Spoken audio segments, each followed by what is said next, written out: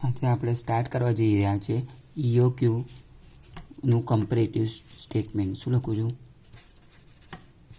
Comparative cost statement. બરાબર. Comparative cost સ્ટેટમેન્ટમાં સૌથી પહેલું આપણે શું જોઈશું? તો સૌથી પહેલાં આપણે EOQની ફોર્મ્યુલા શોધીશું. તો EOQ ઇન યુનિટ્સમાં આપણે ફાઇન્ડ કરીશું. તો EOQ ઇન યુનિટ્સની આપણી ફોર્મ્યુલા શું છે? √2AO/C. બરાબર. એ મીન્સ તમને ખબર જ છે, તો પણ ફરીથી રિવાઇઝ કરાવું છું. એ મીન્સ એન્યુઅલ કન્ઝમ્પશન. બરાબર. પછી O મીન્સ ઓર્ડરિંગ કોસ્ટ. પણ ઓર્ડરિંગ કોસ્ટ પણ કેવું? પર યુનિટ. ઓર્ડરિંગ કોસ્ટ પણ પર ઓર્ડર કાં તો પર ઓર્ડર જ બરાબર છે. બરાબર. અને C ફોર શું? Carrying cost. અહીં સુધી તો ડાઉટ્સ નથી. બરાબર. હવે આપણે એક્ઝામ્પલ સ્ટાર્ટ કરવા જઈ રહ્યા છીએ. પહેલાં EOQ ફાઇન્ડ કરીશું, પછી એનું આપણે કમ્પેરેટિવ કોસ્ટ સ્ટેટમેન્ટ બનાવીશું. તો પહેલાં EOQ શોધીએ. તો એક્ઝામ્પલ નંબર 14 કાઢો. આવ્યું ટેમ્પલેટ. બરાબર. હવે એક્ઝામ્પલ નંબર 14 આવી જાઓ. એક્ઝામ્પલ નંબર 14માં શું લખ્યું છે? તો the annual requirement of an item of material 12,000 unit. કેટલા યુનિટ્સ આપ્યા છે? 12,000 યુનિટ્સ આપ્યા છે. હવે શબ્દ શું લખ્યો છે? જુઓ તો એન્યુઅલ લખ્યું છે. એન્યુઅલ એટલે આ જે આપ્યું છે ને એ આપ્યું છે. Each cost ₹6. Each ordering cost શું આપ્યું છે? જુઓ તો ઓર્ડરિંગ કોસ્ટ ₹200 એટલે O આપ્યું છે. તો આ ₹6 શું છે? એ કોસ્ટ પર યુનિટ છે. શું છે? કોસ્ટ પર યુનિટ. એક યુનિટ બનાવવાના ₹6 થાય છે. ઇન્વેન્ટરી કેરિંગ કોસ્ટ કેટલી આપી છે? ઇન્વેન્ટરી કેરિંગ કોસ્ટ 20% આપી છે. અને 20% કોના લેવાના? આ ₹6 લેવાના. કોઈ દિવસ ઓર્ડરિંગ કોસ્ટના નહીં લેવાના. બરાબર. ઇન્વેન્ટરી પર યુનિટ. હવે શું લખ્યું છે? Find out. પહેલાં EOQ પૂછ્યું છે અને total inventory cost. Total inventory cost એટલે શું ખબર છે? EOQ ઇન રૂપીસ પૂછ્યું છે. અને EOQ એકલું લખ્યું એટલે ઇન યુનિટ્સ પણ પૂછ્યું છે. અને આ જે બીજો પોઈન્ટ આપ્યો છે ડિસ્કાઉન્ટવાળો, whether the item should be purchased in lot of 6,000 unit at a time if a price per unit reduced by 5% for quantity. બરાબર. તો આની માટે આપણે કમ્પેરેટિવ કોસ્ટ સ્ટેટમેન્ટ બનાવીશું. પહેલાં આપણે EOQ શોધીએ, પછી કમ્પેરેટિવ કોસ્ટ સ્ટેટમેન્ટ શોધીએ. અને કમ્પેરેટિવ કોસ્ટ સ્ટેટમેન્ટ શેની માટે કામનું છે એ પહેલાં EOQ શોધ્યા પછી વાત કરીએ છીએ. તો આપણે સ્ટાર્ટ કરીએ છીએ EOQ. તો EOQની ફોર્મ્યુલા ખબર છે. તો આપણે અહીંયા આગળ આ સમમાં જોઈએ તો આ સમમાં એ આપણને કેટલા આપ્યા છે? તો જુઓ તો એક કામ કરીએ, આપણે પહેલેથી ફોર્મ્યુલા લખીએ. એક્ઝામ્પલ નંબર 14 આપણી ફોર્મ્યુલા શું છે? EOQ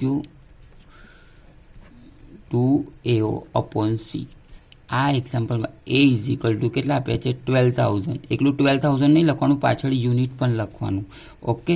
પછી આપ્યું છે ઓર્ડરિંગ કોસ્ટ એટલે O આપ્યું છે ₹200 અને C આપ્યું છે 20%. તો 20% કોના લેવાના?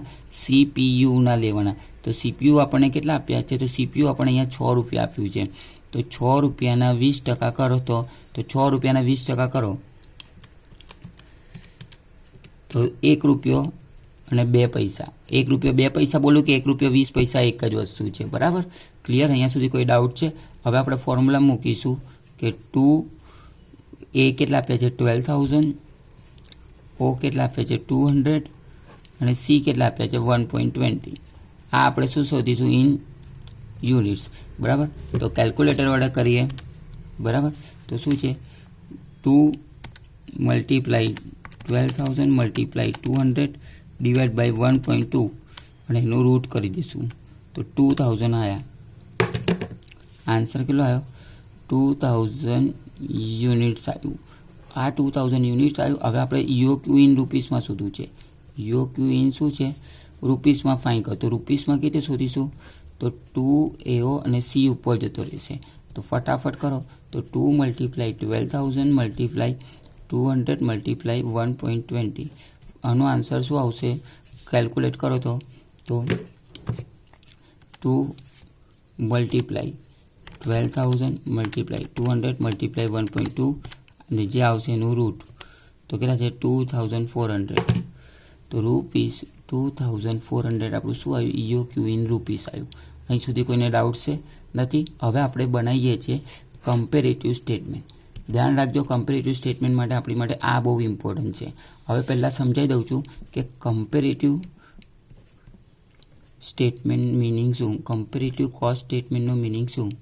તો કમ્પેરેટિવ કોસ્ટ સ્ટેટમેન્ટ એવું કહેવા માંગીએ છીએ કે એક EOQ આપણે ફાઇન્ડ કર્યું, કેટલા આવ્યા, 2000 આવ્યા આ વાલા, અને બીજું EOQ એ લોકોએ આપણને આપી દીધું હશે, એટલે ગિવન ઇન એક્ઝામ્પલ.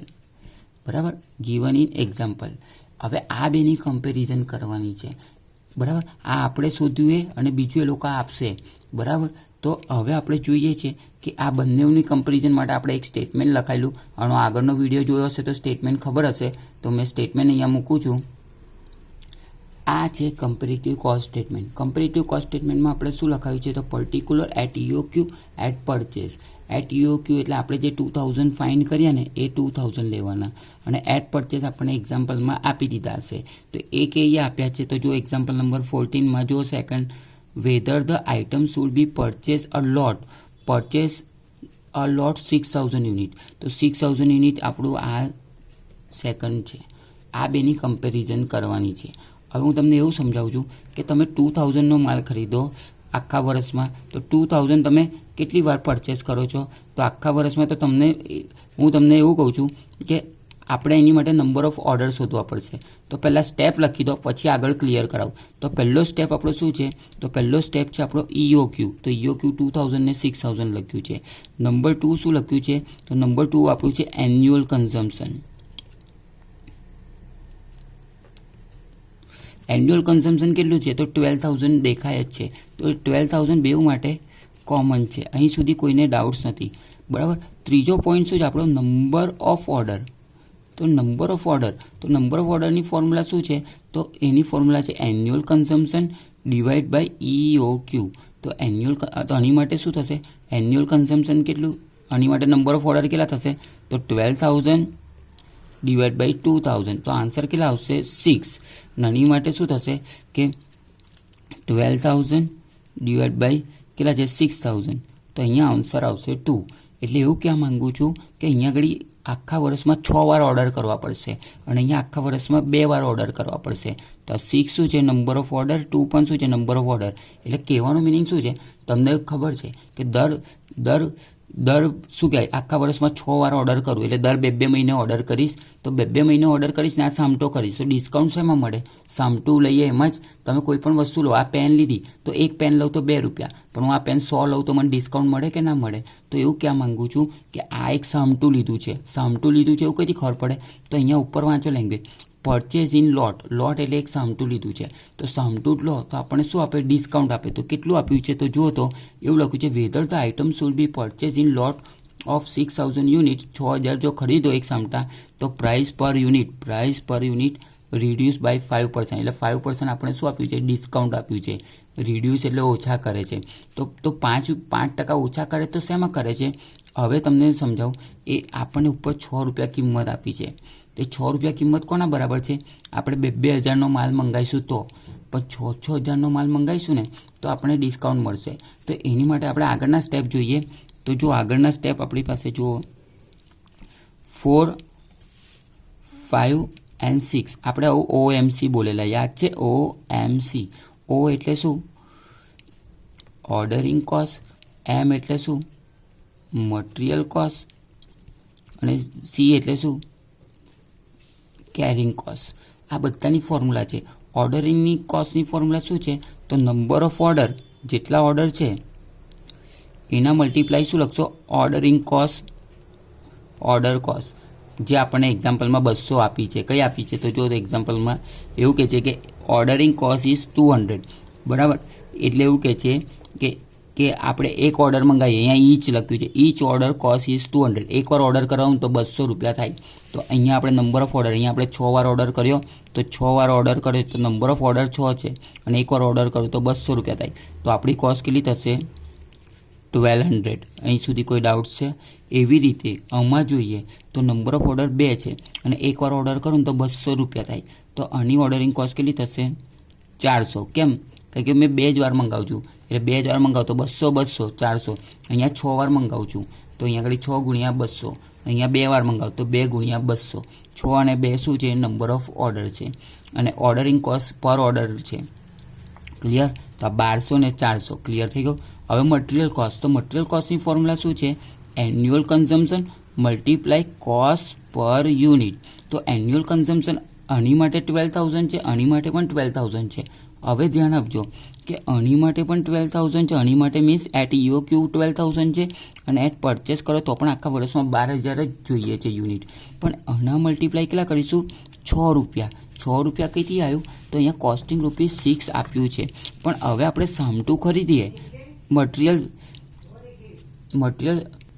આ 6 રૂપિયા જે આવ્યા તો અહીંયા આગળ આપણે એ વસ્તુ 6 રૂપિયામાં નહીં પડે. અહીંયા આપણે છે ને 5% ડિસ્કાઉન્ટમાં મળશે. તો 5% ડિસ્કાઉન્ટ હું શું ના કરીશ? આ 6 રૂપિયા જે છે ને એના મેં 5% માઇનસ કરીને લખીશ. બરાબર? તો 5% માઇનસ કરીને લખીશ તો તમે જુઓ તો 6 રૂપિયામાંથી 6 રૂપિયાના 5% કરો તો જુઓ તો 6 રૂપિયાના 5% તો કેટલા થયા?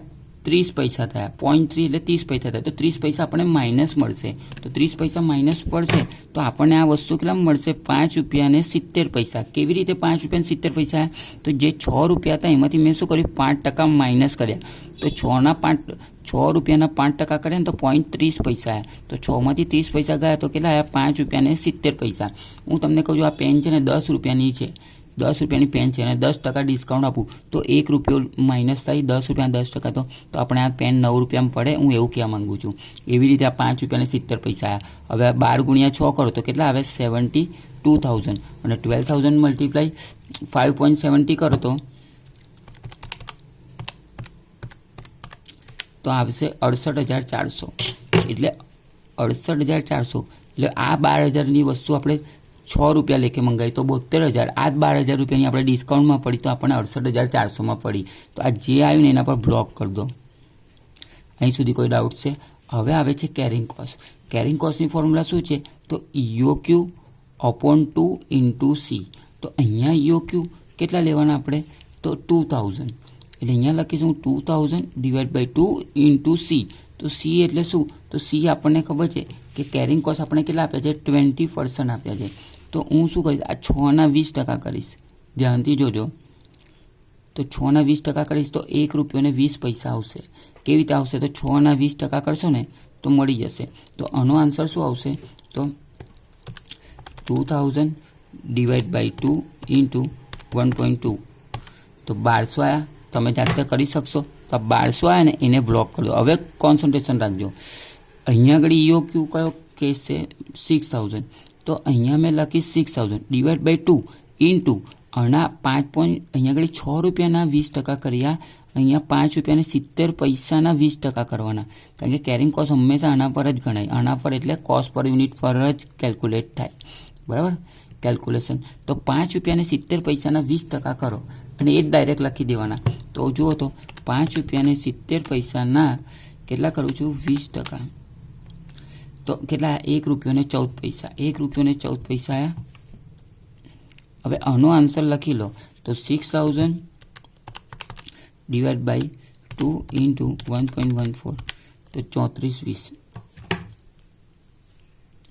બોલો અહીં સુધી કોઈ ડાઉટ છે? હવે આપણે જે છેલ્લું આપણું જોઈએ છે શું જોઈએ છે? Total cost. તો ટોટલ કોસ્ટનું મિનિંગ શું? 4 + 5 + 6 આ ત્રણનું ટોટલ જોવાનું છે. આ ત્રણનું ટોટલ જોવાનું છે એટલે મેં અહીંયા લાઈન કરી દીધી. અને ટોટલ કોનું કરવાનું? આ બોક્સવાળાનું કરવાનું. એટલે 1200 + 72,000 + 1200 કરો તો 1200 + 72,000 + 1200 તો 74,400 આવ્યા. આ કેટલા આવ્યા? 74,400. બરાબર? એવી રીતે અણુ કરીએ. ખાલી બોક્સવાળાનું જ કરો. કેટલા છે? 400 + 68,400 + 3420 તો 72,220. એટલે આ આપણી ટોટલ કોસ્ટ આવી. એટલે ટોટલ કોસ્ટ જો 2,000 પ્રમાણે ગણીએ ને તો આપણી કોસ્ટ 74,400 આવે અને 6,000 પ્રમાણે ગણીએ તો 72,220 આવે. તો આ જેનો ડિફરન્સ આવશે એ આપણું શું કહેવાય? સેવિંગ કહેવાય. કેટલું? આ બેનો ડિફરન્સ કાઢો. 74,400 માઇનસ 72,220. 74,400 માઇનસ 72,220 માઇનસ 72,220 બરાબર. તો 2180 આવ્યો. 2180 જે આવ્યો એ આ બેનો ડિફરન્સ આવ્યો. તો આ આપણો સેવિંગ થયું. બરાબર. અહીં સુધી કોઈ ડાઉટ છે? આ આપણો પહેલો એક સમ પૂરો થયો. બીજો સમ પછી બતાવું છું અને 2 વાર પહેલાં જોઈ કાઢો.